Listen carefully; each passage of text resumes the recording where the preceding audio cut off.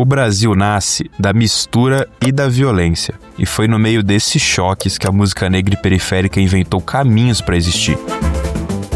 O samba, filho das rodas, dos terreiros e das quebradas invisíveis, transformou perseguição em poesia.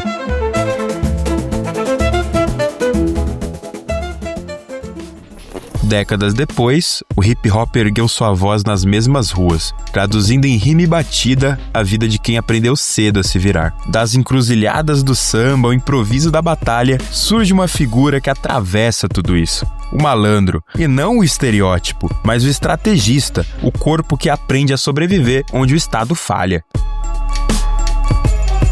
A gente tem muito, pelo menos disseminado, no senso comum, que o malandro é o cara que tem um monte de mulher, é o cara que bebe, é o cara que fuma, é o cara que, que não respeita, que não segue as regras e tal. A gente, infelizmente, tem esse estereótipo pintado, né?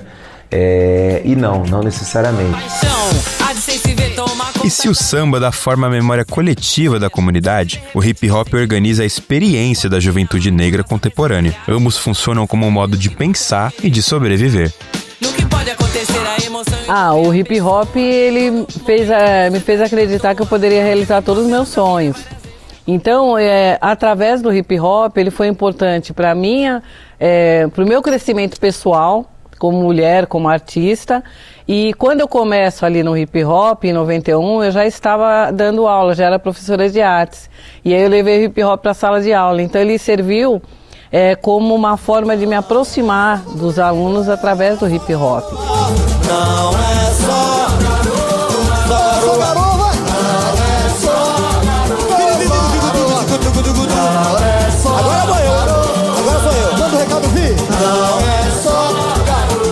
comecei a me entender por gente, já comecei a me interessar pela música.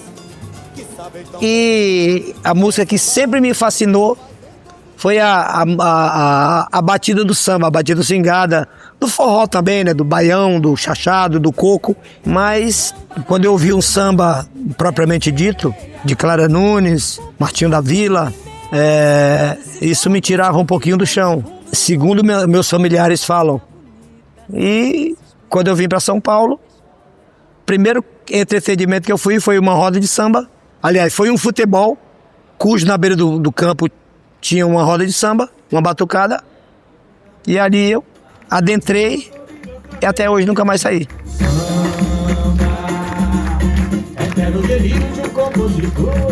A minha personalidade é samba e rap, eu penso. Quando eu faço rap, eu coloco uma armadura e vou pra guerra. Eu me sinto empunhando uma espada e um escudo e, mano, agora é hora de ir pra guerra. Aí quando eu faço samba é a hora que eu tiro essa armadura e só quero abraçar o mundo e falar sobre a esperança. A figura do malandro se consolidou como um dos símbolos centrais do samba. Um personagem controverso, mas fundamental para entender como populações negras criaram estratégias de malemolência e sobrevivência em um país que negava direitos. O malandro ele vai ser, vamos dizer assim, esse homem que é filho de pessoas que foram escravizadas, que foram libertas a partir daí, no final depois da abolição e tudo mais, e que vão ser marginalizados na sociedade, então vão ter que buscar, por meio da sua própria força de vontade, do seu próprio jeito, os caminhos para conseguir sobreviver. A relação com o bom malandro, Se bem que para a sociedade, principalmente a alta sociedade desse país, hoje já melhorou bastante. Não está definitivo isso, mas já melhorou bastante, mas antigamente era do mau malandro, do vagabundo, tá? Mas para nós do samba sempre foi a questão do malandro mesmo, sabe? Aquele malandro Bezerra da Silva, sabe? De bom vivant, saber se expressar. Então o malandro não necessariamente ele tem que beber. Eu não bebo, não fumo, não uso droga, não faço mal para ninguém, procuro estudar, procuro ter conhecimento, Então eu acho que a malandragem, ela talvez tenha nesse caminho do estudo, do respeito, da busca pelo conhecimento, da busca por um autocuidado, talvez ele tenha aí um caminho interessante, né? Então a malandragem, o malandro para mim, ele tá nesse lugar. Então era a malandragem por um olhar visto, um olhar bom. Aí você pega o Noel Rosa, que é um ídolo para mim, mas quando ele ataca o Wilson Batista, tem uma questão racial ali, tá? Porque ele ataca o Wilson Batista na briga que eles tiveram, falando, porque o Wilson Batista fez um samba falando que ele era malandro, e aí o Noel Rosa fala, né, joga fora essa navalha, bota o terno que te atrapalha, né, bota um terno e gravata, vai trabalhar, tipo assim, falando isso, eu não vou te chamar de... proponho ao povo civilizado não te chamar de malandro, e sim de rapaz folgado. O Noel Rosa fala isso. Mas lá no fundo tem o racismo implícito aí, né, porque, tipo... Propõe ao povo civilizado. Quem é o povo civilizado? Não te chamar de malandro, rapaz folgado. Então o Noel Rosa tá numa briga ideológica, tipo, o sambista tem que ser visto como um trabalhador. E ali ele tem razão, o sambista tem que ser visto como um trabalho, não como um malandro que faz samba. Então a gente não pode glamorizar esse lugar do malandro ou do gangsta, tipo no rap.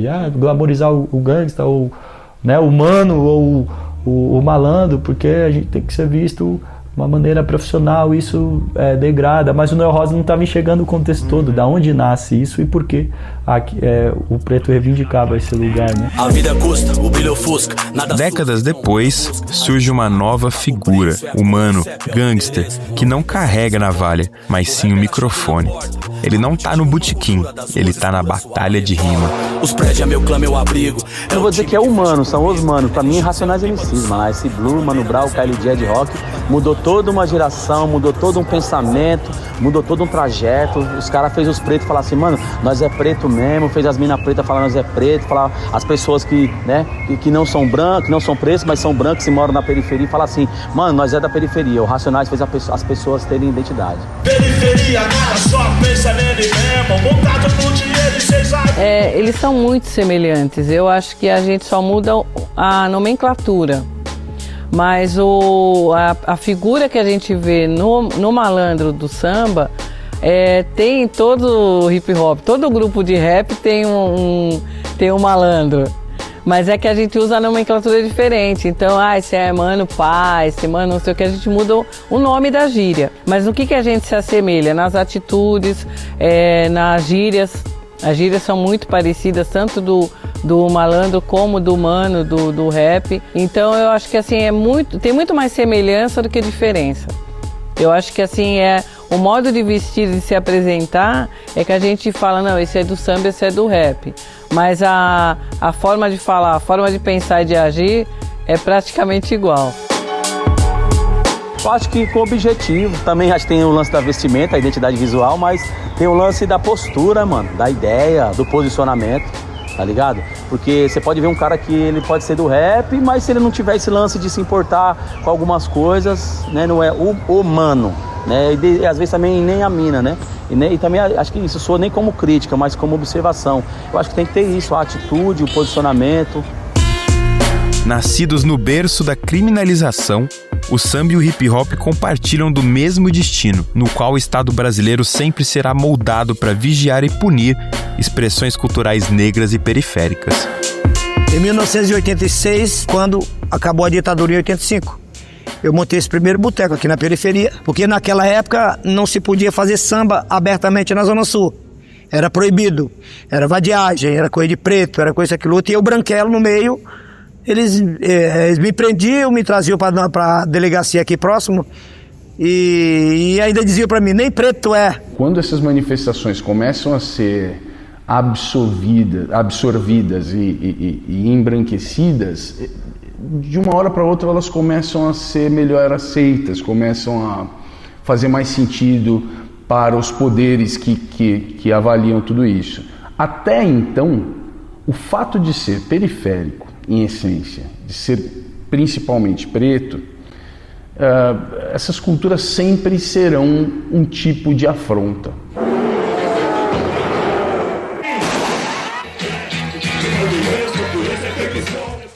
E da vadiagem ao enquadro, mudar a trilha jamais foi capaz de mudar o tratamento. Sou filho de fé, Ao mesmo tempo em que foram reprimidos, samba e hip hop também foram apropriados pela indústria cultural, mas quando o mercado branco entra no jogo, a negritude muitas vezes sai. O Vargas ele enfrenta um cenário político internacional de pós-Segunda Guerra Mundial, em que ele tinha que, de uma certa maneira, criar um produto de exportação brasileiro. E esse produto ele foi ali, vamos dizer assim, esse Brasil para ser exportado era um Brasil que era do samba, que era da capoeira, que daí não é mais visto como uma, vamos dizer assim, uma arma branca, mas um esporte nacional. A feijoada não mais como uma culinária das classes marginalizadas, mas uma culinária genuinamente brasileira. E o samba acaba entrando um pouco nesse grande projeto, né, como uma música que representa o Brasil.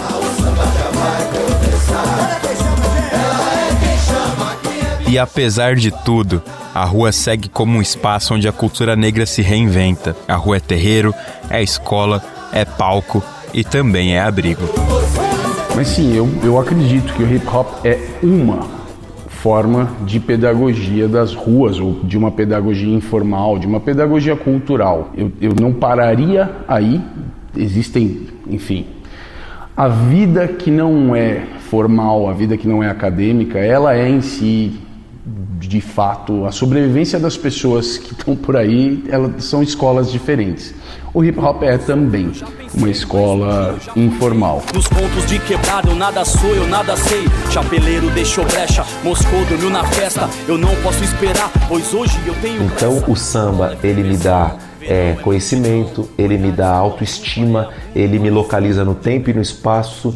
Então o artista Jonatas Petróleo, que é um cara periférico, um cara preto retinto, que sabe que a sociedade é hostil para pessoas como eu, a partir do momento que ele tem esse embasamento, esse conhecimento que o samba traz e que o rap também traz, ele me transforma num ser humano muito mais corajoso, muito mais sagaz, muito mais malandro. Aí a malandragem vem de novo para poder lidar com essas questões, né? Então o samba e o rap, ele me transforma enquanto ser humano, enquanto cidadão, enquanto ser, por toda essa bagagem que ele traz. A união entre samba e hip hop tá longe de ser uma novidade. É um retorno à raiz, é a reafirmação da criatividade negra que sempre existiu, apesar do seu apagamento. Assim, a alegria e a potência que essa música me dá é tão forte que eu cheguei à conclusão de que eu preciso trazer mais samba pro meu rap. É a minha missão. A minha alma de artista pede passagem, pede pra trazer o samba. E aí eu fico muito frustrado quando às vezes eu faço uma música mais sambada e a galera, cadê o rap pesado? Poxa, mano, ninguém tá querendo ouvir o meu samba. Então eu acho que a minha missão é trazer essa familiaridade, como outros fizeram já, né? Desde o Rapping Hood, D2, mas eu acho que são novas formas de fazer. Eu já sou uma geração que faz de outro jeito. Criolo, né? Outro mestre nesse lugar.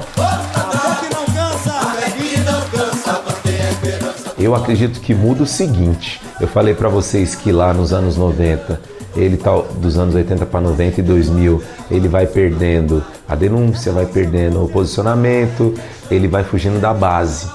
Quando esse samba se junta com o rap, e esse rap com esse samba mais underground, mais de base, eu sinto que eles vão projetando novas gerações que fogem dessa tendência mercadológica. Entendeu? Acho que a música ele tem esse papel, o rap e o samba eles estão laçados justamente por conta disso, por conta dessa identidade. E também trazer diversão, né, mano? Porque a vida não é só protestar, tá, né? A gente também quer se divertir, a gente também quer dançar, a gente também quer beijar na boca, a gente também quer receber carinho, quer ser abraçado, quer ser acolhido.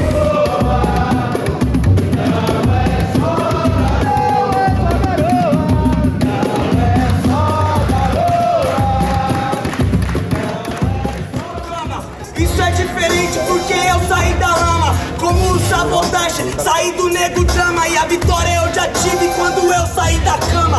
A vitória vem diferente quando você acorda, quando você se conforma que sua vida é ruim. Não importa se alguém te jogou uma praga, pois você acorda e aceita que sua vida é assim. Entre batuques e batidas, nasce um país que ainda está aprendendo a se ouvir.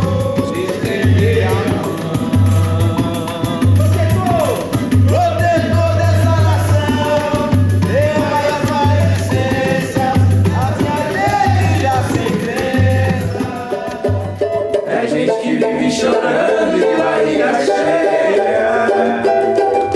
É gente que vive chorando de barriga cheia.